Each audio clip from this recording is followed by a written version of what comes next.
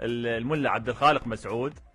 بصراحة بعد ما الناس يعني شافت هذا الاتحاد، يعني هذا الاتحاد الحالي، بدأت الناس تترحم على الاتحادات السابقة، يعني اتحاد الملا أو اتحاد حسين سعيد أو اتحاد ناجي حمود. لكن أنا مثلا تسألني كنجاح صادق، أقول لك أنا الاتحاد، يعني الاتحاد الملا عبد الخالق مسعود، وهذا الاتحاد ما كان بالمستوى المطلوب. أعتقد نفس الظروف عشناها بذاك الاتحاد وهذا الاتحاد. تفضل أستاذ. بسم الله الرحمن الرحيم. انت تعرف هذا الاتحاد موفر كل شيء. نعم. سواء كان التعاقد مع الليغا، الاستشاره بقضايا المنتخبات او الدوري العراقي.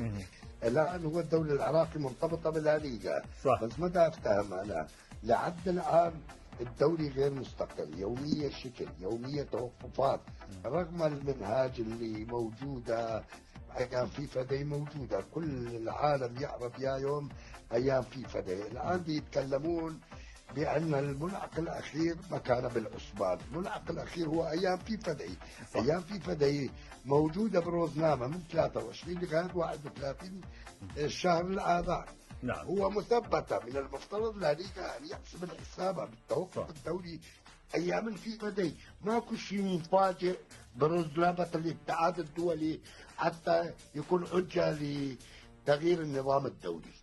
الآن دي يغير النظام الدولي. الآن النظام الدولي الأندية المدربين شنو ذنبهم؟